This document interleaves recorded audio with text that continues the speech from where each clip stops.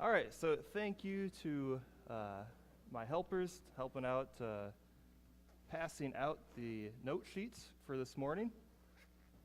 But as they do that, and as you get your sheet, we'll start right now as well. So we're finally at the end. This brings us to the conclusion of the whole biblical narrative. And what we should notice that in many ways, this is a return to where we started in the beginning. Our biblical story, it starts with creation. It was very good. God had designed it the way that he intended it to be, and Adam and Eve, they disobey. They sin against God. They have the upward fall where in their pride they want to be like God. And then that brings sin and death into the world. So everything in between the first creation and then the recreation is God's story of his people struggling in this sinful world, but also God's plan for us that he had in Jesus through the cross. From the very beginning, God had planned his redemption for us so that we can get back to this return, a return to the garden in this new creation where things will be perfect once again, and it will be as God designed it. And we'll see how in this new creation, it's going to be even better than how things were in the garden. It's good for us and helpful to think of it as a return to the garden because Scripture speaks this way, and many of our hymns speak this way as well. But what's also made clear in the Bible is that it's a return to the garden and then some more. It's even better than how things previously were with Adam and Eve. And we'll get into the details on why that is. There's different reasons on why the new creation is going to be an even better experience than what was once before. So we'll take a look at the passage that is the subject of our lesson this morning, and that's in Revelation chapter 21, verses 1 through 8.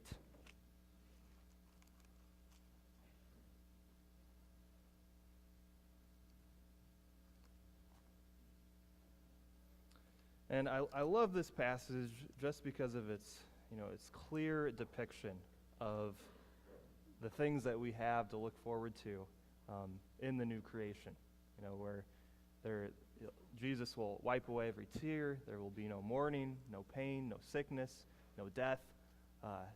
That is going to be just an incredible thing and something that I look forward to every day, and I'm sure most of us here do as well.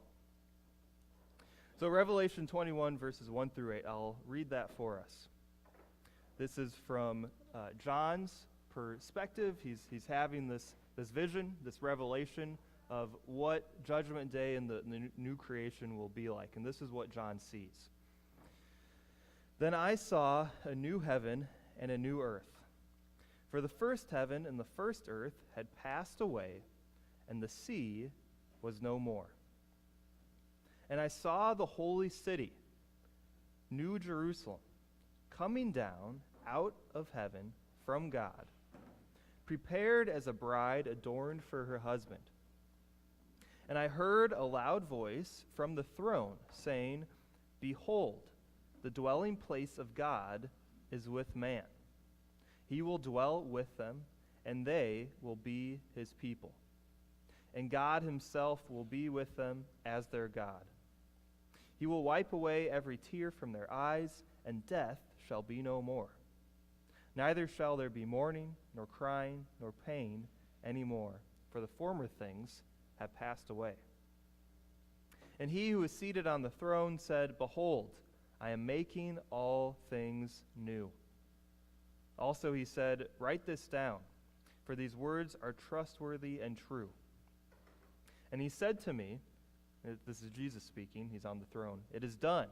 I am the Alpha and the Omega, the beginning and the end. To the thirsty I will give from the spring of the water of life without payment. The one who conquers will have this heritage, and I will be his God, and he will be my son.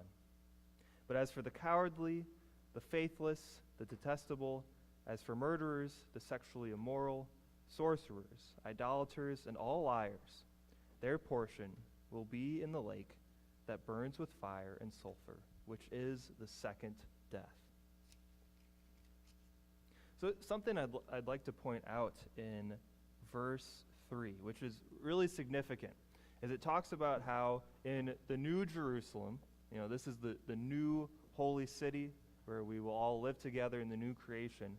Here, the dwelling place of God is with man. He will dwell with them, and they will be his people. And God himself will be with them as their God. This God dwelling with man in himself is a significant theological concept. And I want to start back at the garden with how this was. So in the garden, there was this overlap between heaven and earth. And here in the middle in this overlap is Eden. Because we see that as Adam and Eve, they lived and they worked in the garden, there too God was. He came down, he could walk with them, he talked with them. Heaven and earth were together, and things were as they should be, and God designed it to be. But then sin steps in, sin enters the picture, and this overlap is done away with. It's gone. And then heaven and earth is then separated. But that's not how man was meant to live. We weren't meant to live being separated from God. And throughout the history of the Bible, throughout the history of God's people and his church, there are different ways that God has made his presence known and appeared to his people in bridging this gap. What are different ways throughout the Bible that God has made his presence known? Well, let's start with the Old Testament. What are things that God did to let his people know that he is here and present?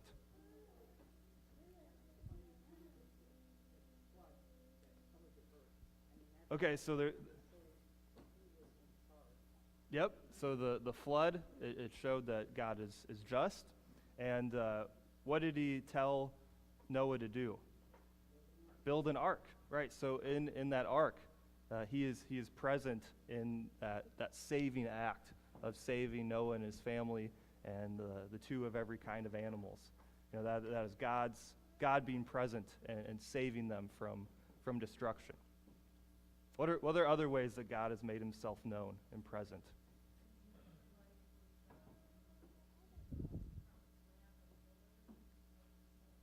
Yeah, there's a pillar of cloud by day and then a pillar of fire by night, and he's literally right there, present in the cloud, leading his people through the wilderness. So what else about the Israelites in the wilderness? What else did they have? They had the Ark of the Covenant. Very good. This is a specific item where God says, I am right here. If you go to the Ark of the Covenant, you will find me. I am here and I am present. Where is the Ark of the Covenant? Where is that placed later in the history of Israel, after they're out of the wilderness? Solomon, he builds something. Solomon, he builds the temple, right? And the Ark of the Covenant is placed in the Holy of Holies. So now here that temple is the overlapping of heaven and earth. If you asked an Israelite back then, where is God? Where do I need to go to find God? They say, well, you go to Jerusalem, go to temple. God is, present right there. If I go there, God has promised that He will be there. Okay, how about now today in,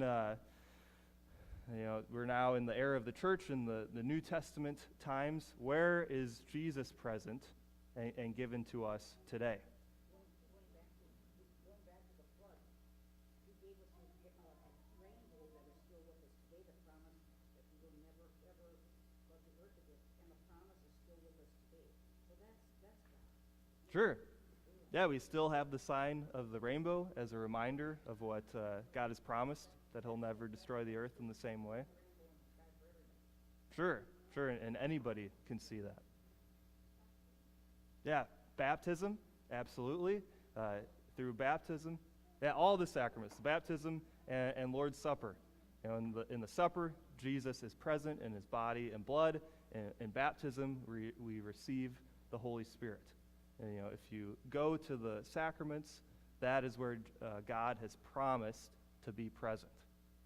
And now all of those things, the Ark of the Covenant, the temple, the sacraments, they all point to the new heavens and the new earth.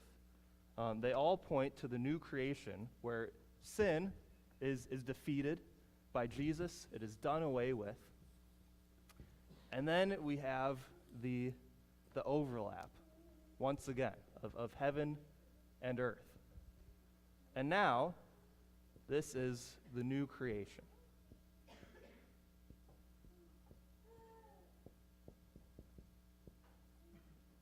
It is a return to how God wanted us to be, with God dwelling with His people together.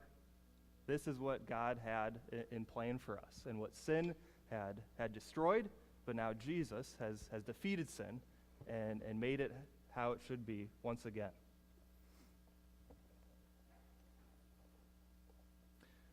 So this morning we'll be talking about resurrection, and that word, there's a couple different things that resurrection can signify or mean. Sometimes when we talk about resurrection, we're referring to Jesus' resurrection on the third day. So He's in the tomb for 3 days, rose again, Jesus resurrected. But resurrection can also refer to our own resurrection on the last day. So when we use resurrection this morning, that's what I'm referring to, the resurrection that we will all have when we get our new bodies, and we'll be able to live with God in the new creation.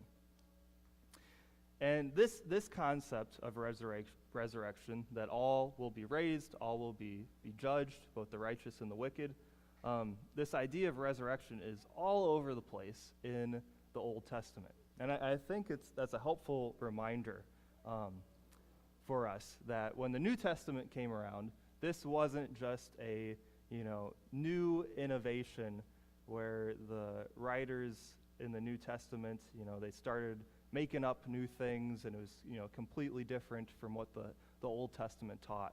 No, that's not the case.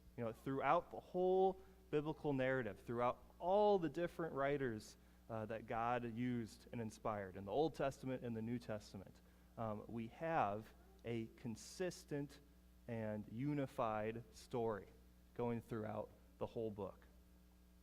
So we're going to jump around and look at a couple verses throughout the Old Testament, and we'll start in Isaiah. Isaiah 25, verse 8.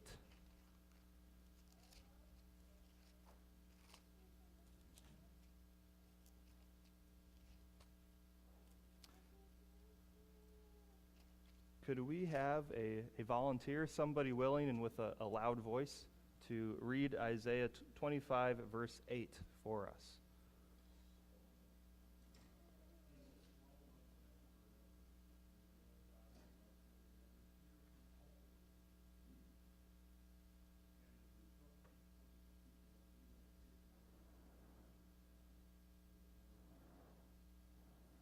Thank you very much. So death will be defeated.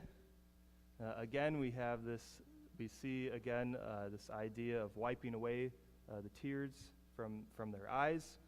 This is what John is actually quoting in Revelation 21, 1 through 8. John quotes this passage from Isaiah. We see the wiping away the tears motif in both. The reproach of his people he will take away. What that means is God will take away the guilt of our sin. He will take away any judgment against us, and we will be made free. We will be not guilty before God. We will be righteous and pure.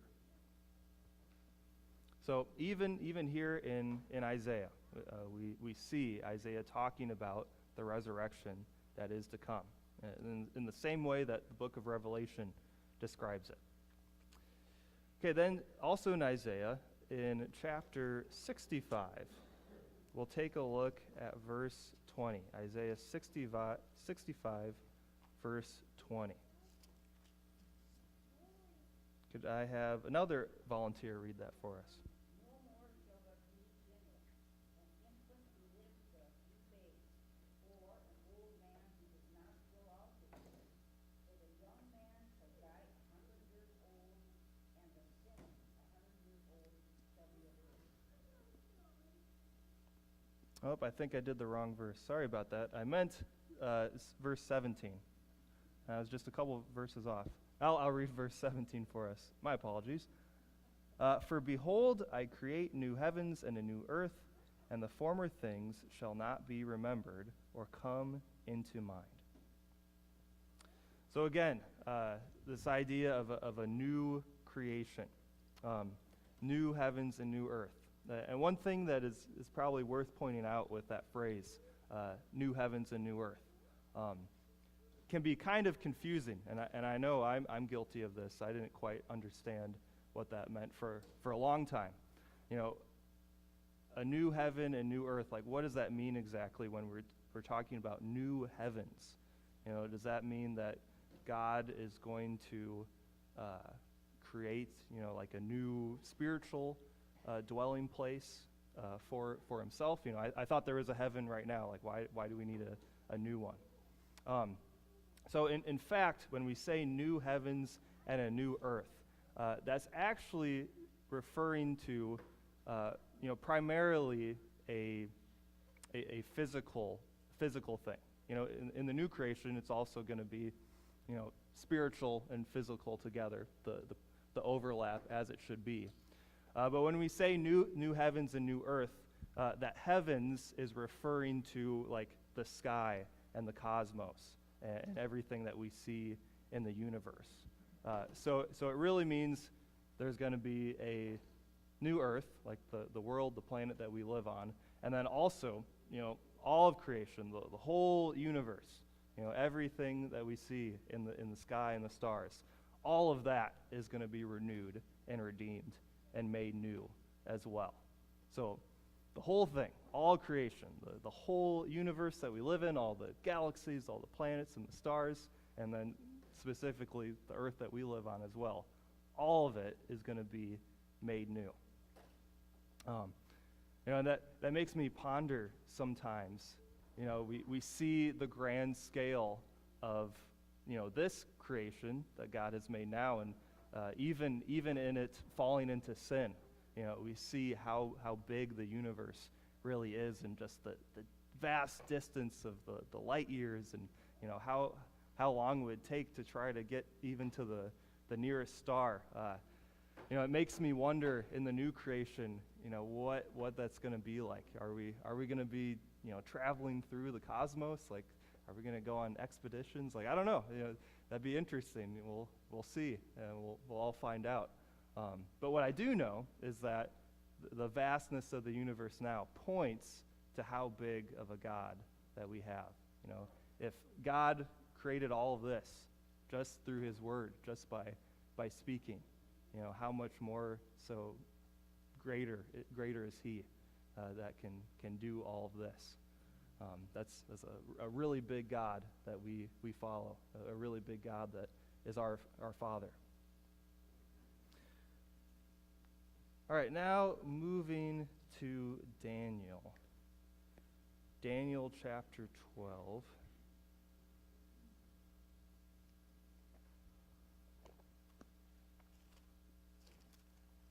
That's page 1393 if you have the Lutheran Study Bible.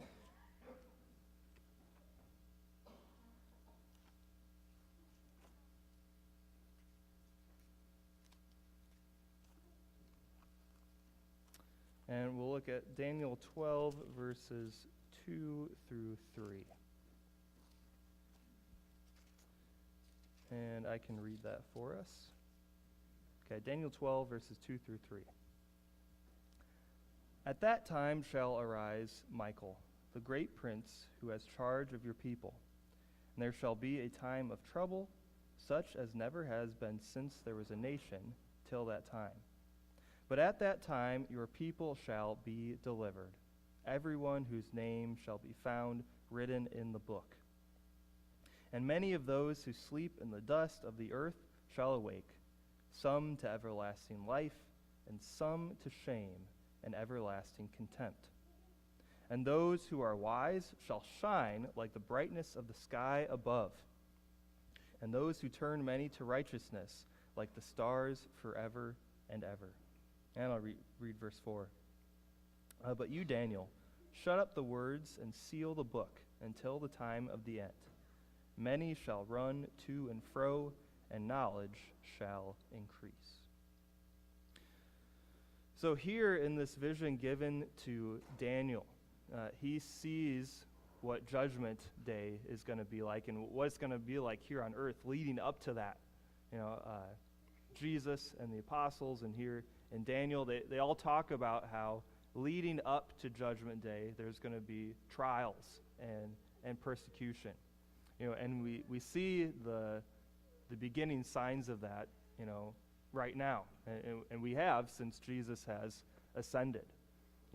All of the great, tragedies and the sinful consequences that we suffer here on earth, the wars, the famines, just all these terrible things that happen. These are pointing to Jesus' eventual return, his second coming. All of these things are prepping us and preparing us for Jesus to come back once again. And there in Daniel, it talks about how everyone whose name shall be found written in the book. So that book that they're referring to is the book of life. So all of us, all of God's children, everyone who's been baptized, our names have been recorded and written down in the book of life. We see that book of life come up again in Revelation as well, that all who are righteous, all who are saved, our name is in that book. And I think that's a great assurance for us, an assurance of our salvation. That if we are saved, if God has written down our name, there's nothing that can change that. The devil can't get to that and try to erase it. That is certain. That is set in stone. So we have a great assurance of that what God has promised, He will make so. All right, let's skip ahead, go into the next section, the return to a better Eden. And we'll look at a couple passages back in Revelation, because John points out, he uses this motif, this theme of the new creation being like the Garden of Eden. And we see specific objects like the tree of life pop up again in John's depiction of Jerusalem and the new creation. So I'll read that for us in chapter 21, verse 5. And he who was seated on the throne said, "Behold, I am making all things new." Also he said, "Write this down, for these words are trustworthy and true." So Jesus, he's the one sitting on the throne. He says, "Behold, I am making all things new." This is a direct callback and connection to the first creation. So God created through the Word. And in the first chapter of John's Gospel, what do we learn? That Jesus is that Word. So here, once again, Jesus is saying, the Word is saying, I am making all things new.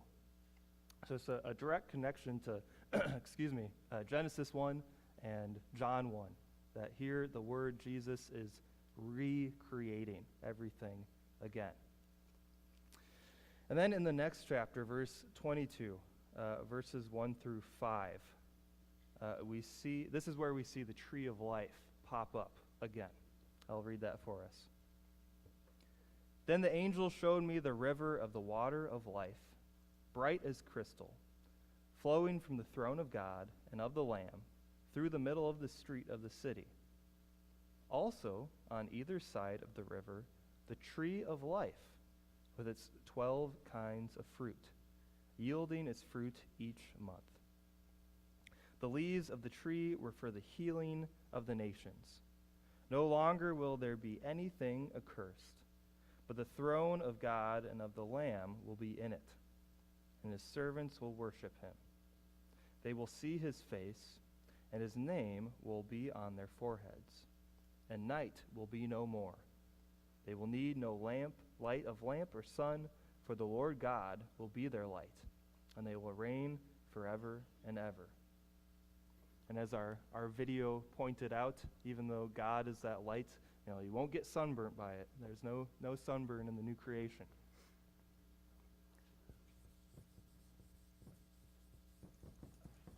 So we can rightly identify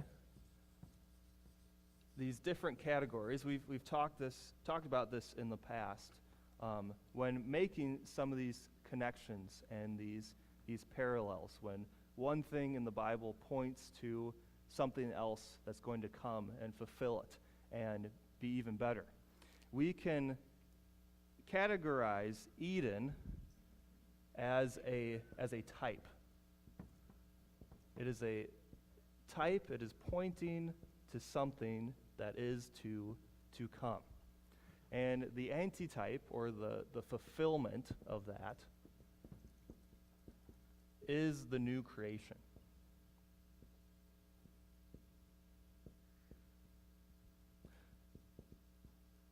And what we know between the type and an antitype is that even though this type, Eden, is pointing to what's going to come in the new creation, it's not the same. And the new creation is actually even going to be even better than how Eden was. And I realize this is kind of a tough concept. I didn't really understand this for a long time either, because usually it's easier to think, well, okay, back to the garden, everything's going to be, as it once was. It's going to be the same thing.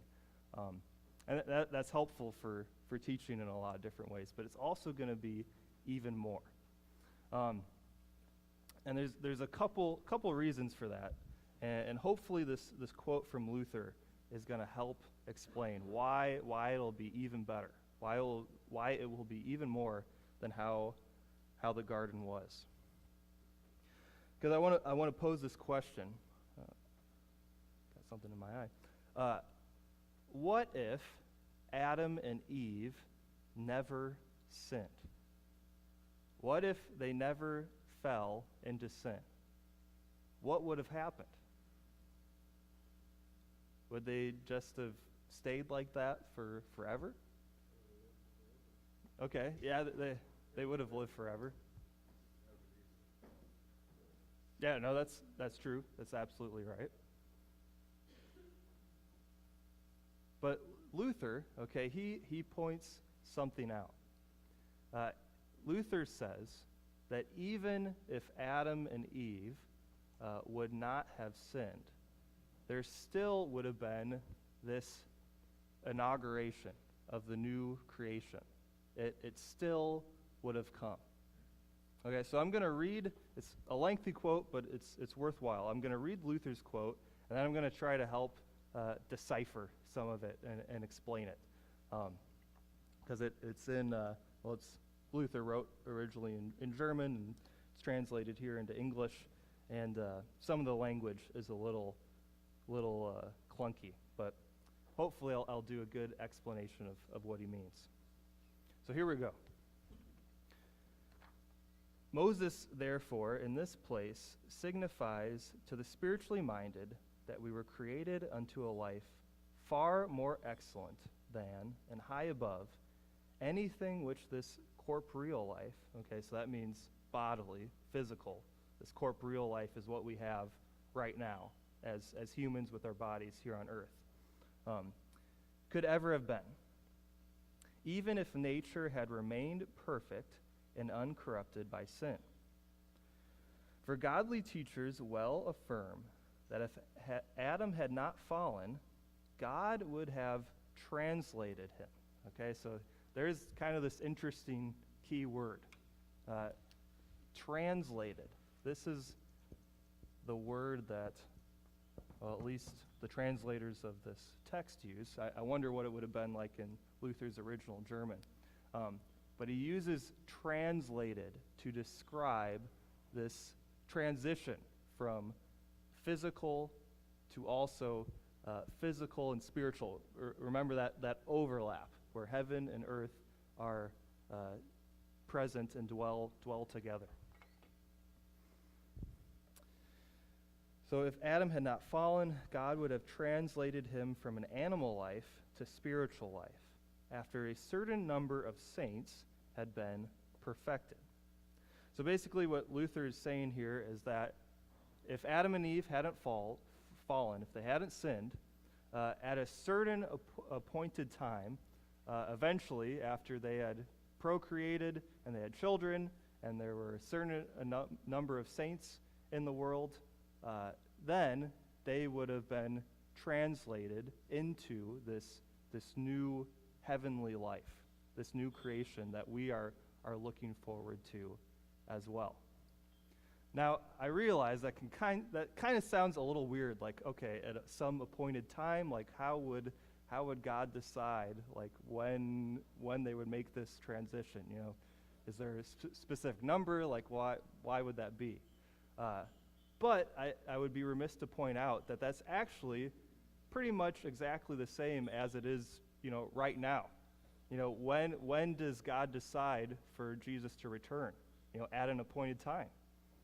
We don't know what number that is or what year or when. Like it's really the same thing that we are experiencing now, but putting that same concept in a different circumstance just seems a little foreign to us because that's not how we're living right now. But it's really the same thing. God has appointed the time, the number, and we don't know. That's up to God.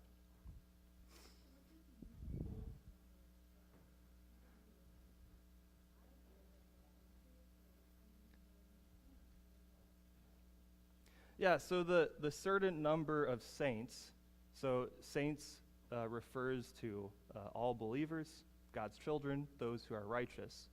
Since there wouldn't be any sin, there wouldn't be any unbelievers, all of Adam and Eve's children, they would all be saints. They would all be saved. So basically what Luther is saying is, once they hit a certain number, whatever God had decided, and Adam and Eve and their children had a certain number of children, and their family was to whatever extent or size, then God would decide, well, now it's time. Now let's go on to the next, to the new creation. So that's what he means by the saints. Any other questions before we keep trekking through?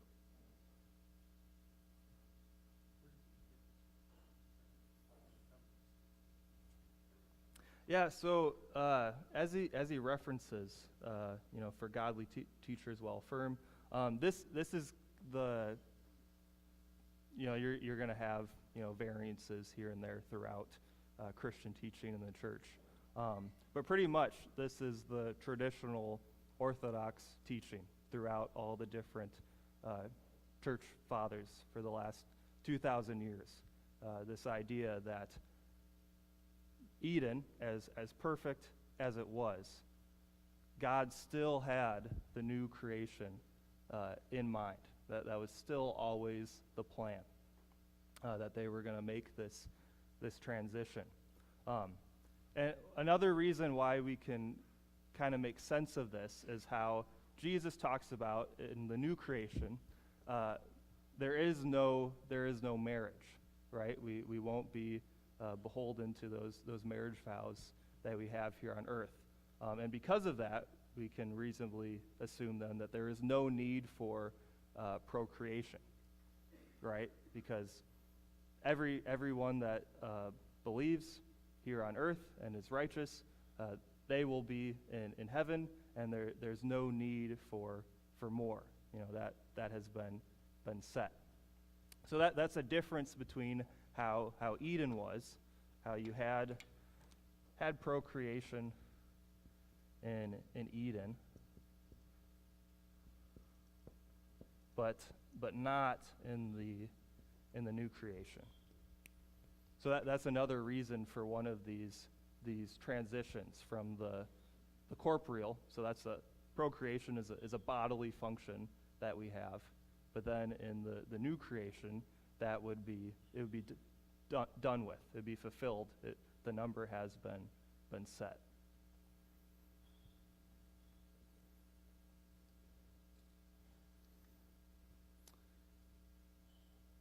All right, so picking up right after a certain number of saints had been perfected, and then going on with, for Adam was not designed.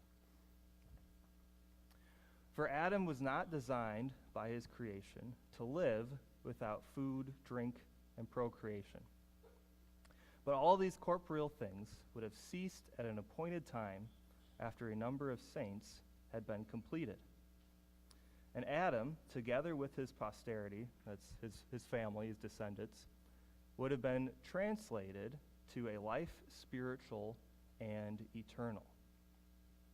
These natural works of our corporeal life, eating, drinking, procreation, etc., would still have existed and would have been a service of gratitude to God, which service we should have performed without any of that corrupt concupiscence. So concupiscence is the thought of sin. There's the action of sin, but then also thinking about it, even being tempted to do it. That's concupiscence, which cleaves to us since the sin of the fall, and without any sin of our own or any fear of death. So what Luther is saying that in the new creation, there will be these corporeal things of eating and drinking, but we're not going to have to do that as our life depends on it, as it does now. Here on earth, if you don't eat or drink, you're going to die. Guess what? They're not going to work out. But in heaven, we no longer have to eat and drink as a dependence for life. Because who gives us our life in heaven? God does. Jesus does. We see that with the river of life. All who drink from it, you'll never be thirsty. You will be given eternal life. So in heaven, we are depending on God for our life. He provides and sustains it. So eating and drinking, they now take a new function, a new form. We'll still have it, and it'll still be something that we can enjoy together and rejoice in.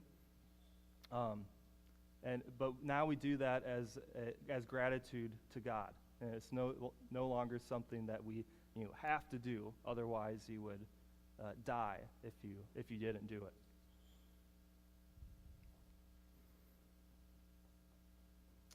All right, this would indeed have been a life of pleasure and of sweetness.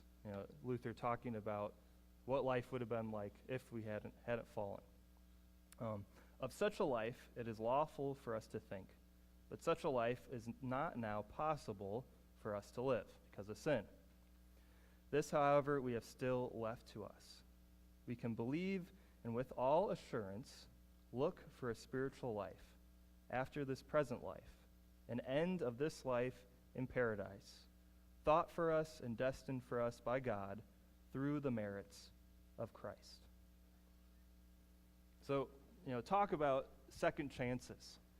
Even though Adam and Eve disobeyed, and we are all guilty because of their sin, and even though we missed out on this, what was going to be a translation of Adam and Eve and their children into this new creation, this spiritual and physical life, God still sent Jesus. He sent us the biggest second chance ever in the history of the world.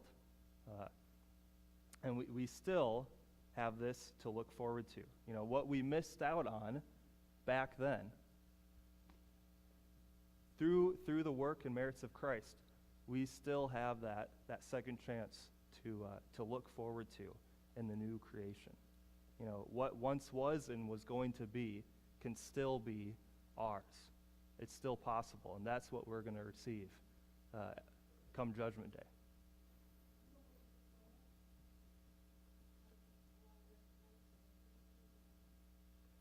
Yes, that's a great question. So will we recognize loved ones when we get to heaven? Are we going to recognize our husbands or wives or family members? And yeah, we do have reason to believe that we will be able to recognize each other.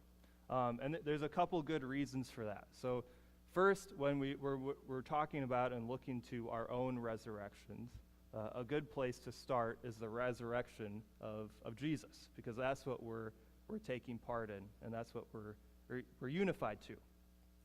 So after Jesus was resurrected and he appeared to his disciples, we can see that the disciples, they recognized Jesus as their master.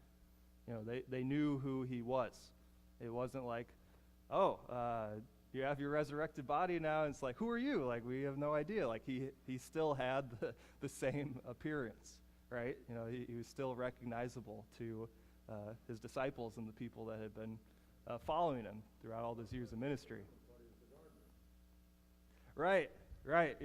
Why was it that the women thought that Jesus was the gardener after he had been resurrected? That's a good point as well.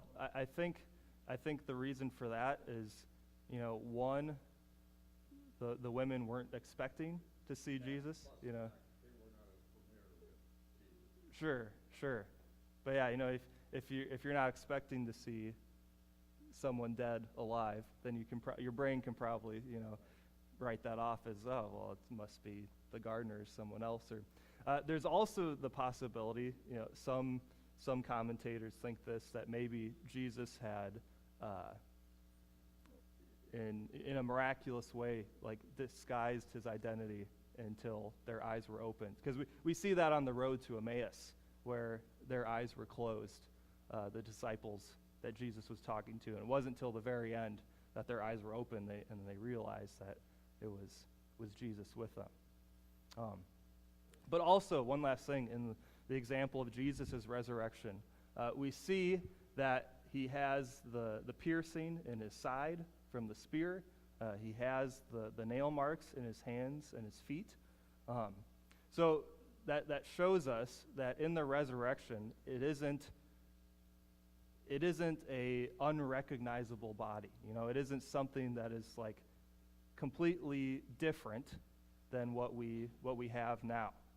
It's completely different in that we won't have sin, but it's what we are now, only perfected and fulfilled and as it should be.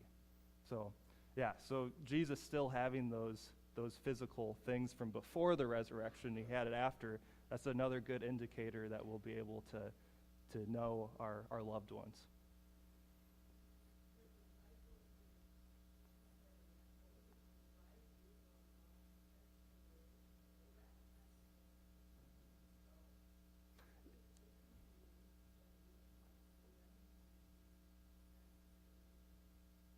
Sure, yeah. So the disciples at Transfiguration, they were able to recognize Moses and Elijah when they appeared with Jesus on the mount. In the same way, in the new creation, I'm sure that we're gonna, in our resurrected bodies, we're gonna have this knowledge from God that we can't even really understand or comprehend right now. And I think it's reasonable to also think that in the new creation we'll be able to recognize David or Solomon or Adam. Those things will be made known and made apparent to us. All right, so our Sunday schoolers are back. So if you could take a second to go through the table tents, answer those quiz questions, record the scores. That'll be really helpful. Helps us know if we achieve our goals or not. And then also, next Sunday, there will be packets available of all the quiz scores throughout the year. So those will be available for anyone interested to see how we scored and how we achieved our goals throughout the year. So